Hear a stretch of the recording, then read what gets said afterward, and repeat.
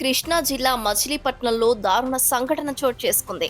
డాక్టర్ల నిర్లక్ష్యంతో తన భార్య చనిపోయిందని మచిలీపట్నం సర్వజన ప్రభుత్వ ఆసుపత్రి ముందు ఓ వ్యక్తి తన కుటుంబ సభ్యులతో కలిసి ఆందోళనకు దిగాడు. దీంతో ఆ ప్రాంతంలో తీవ్ర ఉద్రిక్తత నెలకొంది.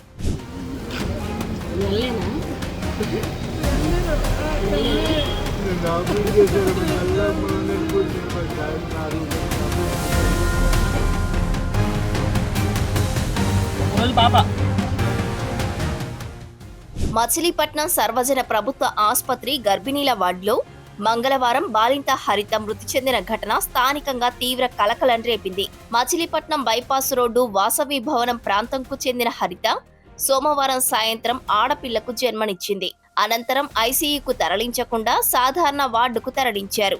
ఆపరేషన్ అయిన బాలింతను సాధారణ వార్డులో డాక్టర్ల పర్యవేక్షణ లేకుండా ఎలా షిఫ్ట్ చేస్తారని హరిత భర్త ప్రశ్నించాడు. మొదట ఆపరేషన్ చేసి సాధారణ వార్డుకు తరలించిన అనంతరం ఆమెకు తీవ్ర అస్వస్థత ఏర్పడడంతో డాక్టర్లు మళ్లీ ఆపరేషన్ చేశారు.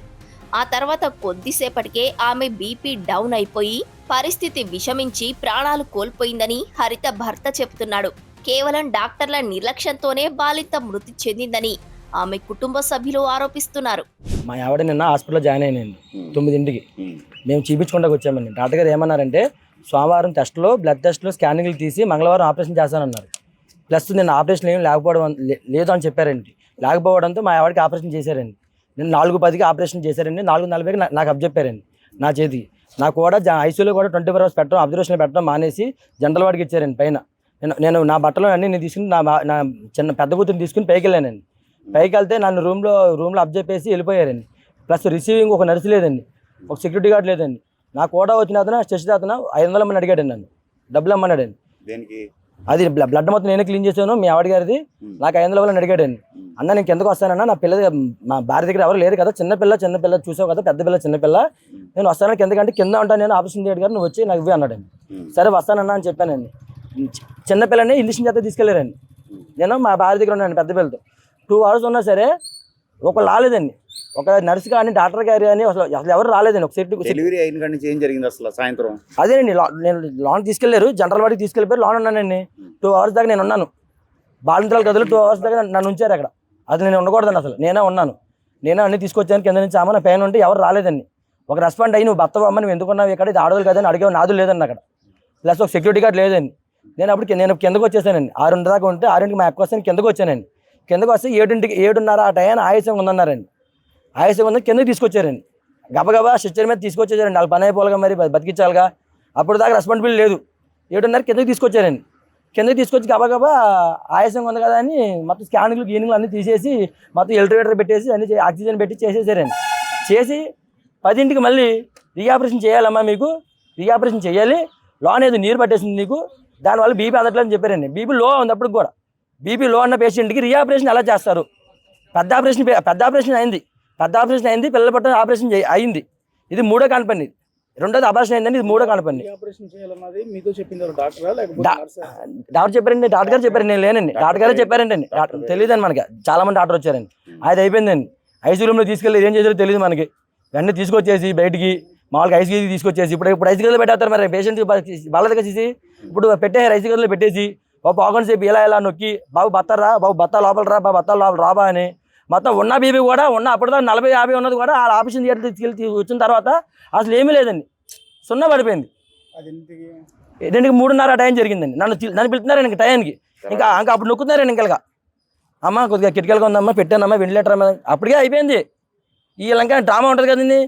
2:30 కాడ నుంచి ఇక్కడ 4 దాకా ఒక 30 మంది డాక్టర్లు వచ్చారండి. నేను పైకి తీసిన 2 గంటల్లో ఒక నర్సు కూడా లేదు. కానీ సీరియస్ బతుకున్నప్పుడు ఏం చేయలేకపోయారు, చచ్చిపోయేటప్పుడు వచ్చారండి వీళ్ళందరూ. నేను గదిలోకి వెళ్ళి అందరినీ ఐసీ రూమ్లోకి వెళ్ళి పెద్ద డాక్టర్లు అందరూ నుంచోబెట్టి అడిగానండి, నువ్వు నాకు అప్ చెప్పినప్పుడు రిసీవింగ్ ఎవరికి అప్ చెప్పారు, డ్యూటీ ఎవరి మీది అంటే డ్యూటీ సమాధానం చేద్దాను నా దగ్గర. నువ్వు రీఆపరేషన్ ఎందుకు చేయాల్సి వచ్చింది, లో బీపీలో ఉన్న పేషెంట్కి రీఆపరేషన్ ఎందుకు చేయాల్సి వచ్చింది, మీరు ఎందుకు చేశారు రీఆపరేషన్ నాకు చెప్పండి, రీఆపరేషన్ నాకు సీసీ ఫుటేజ్ నాకు ఇవ్వండి. అది మీరు అదృష్టం 24 hours ఎందుకు పెట్టలేదు, పెద్ద ఆపరేషన్ పేషెంట్కి అది పెట్టలేదండి. అసలు ఐసీలో పెట్టలేదు, ఏం పెట్టలేదు. డైరెక్ట్ జనరల్గా అప్ చెప్పారండి నాకు. ఎందుకు అప్ చెప్పారండి? 24 hours అబ్జర్వేషన్ కూడా పెట్టలేదండి. వాళ్ళు సీరియస్ ఉన్నప్పుడు చూసేసారు, ముందు ఎందుకు చూడలేదు. వాళ్ళు చంపేయారండి. వైద్యులు నిర్లక్ష్యం వల్ల నా భార్య చనిపోయిందండి. ఒక అమ్మాయికి 3 సంవత్సరాలండి. ఒక అమ్మాయికి ఒక రోజు అండి నాకు న్యాయం కావాలండి. ఎందుకు చంపేశారండి వాళ్ళని? ఎందుకు చంపేశారండి? ఇవాళ నా భార్య అయింది, రేపు ఇంకో వాళ్ళ భార్య అవుతుందిగా. ఎవరైనా మనిషే కదండి. కేసు పెడతానండి, వస్తున్నారండి, మా వాళ్ళు వస్తున్నారండి. మృతురాలికి 2 ఆడపిల్లలు.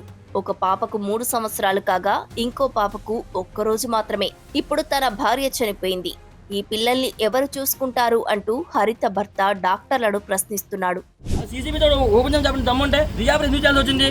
వాటర్ ఉన్నది, స్కానింగ్ వాళ్ళు తెలిసి వాళ్ళకి వీళ్ళు అడగని చెప్తారు. వాళ్ళు మాట్లాడండి, మీ వాళ్ళు చేత కాకపోతే అప్పుడే రీఆపరేషన్ చేసినట్టు.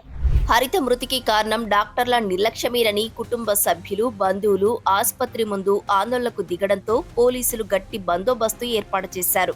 విషయం తెలుసుకున్న వైసీపీ నేతలు పేర్నికిట్టు ఆసుపత్రికి చేరుకున్నారు. మృతురాలికి న్యాయం చేయాలని డిమాండ్ చేశారు. ఇప్పుడు పిల్లల దాంట్లో కూడా ఏసీ అనేది లేదు. అసలు మామూలుగా చూసే మామూలుగా పక్కన గార్డు ఉంటారు కదా, మీరు మొక్కలు రానివారు ఆడవాళ్ళు, అక్కడ గార్డు కూడా లేడు.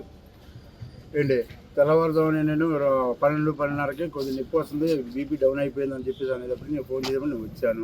వచ్చిన తర్వాత మళ్ళీ ఐసీలో సంతకం పెట్టమన్నారు. ఇది మళ్ళీ నీళ్ళు ఏమైనా పట్టిందాము, లోపల ఆపరేషన్ చేసి తీద్దాము, మళ్ళీ ఓపెన్ చేద్దాం అన్నారు. సంతకం పెట్టమన్నారు. ఆయన హాస్పిటల్ రాలేదు. సరే నాకు తెలియదు, మామూలు నేను సంతకం పెట్టేశాను. మరి ఆ సిచ్యువేషన్లో పెట్టాక పెట్టాను. పెట్టిన తర్వాత లోపల తీసి ఆపరేషన్ చేశారు. అది జరిగింది. మనరాజు బాగుందండి, చాలా బాగుందండి. ఈ మరి చండాలు అయిపోయింది.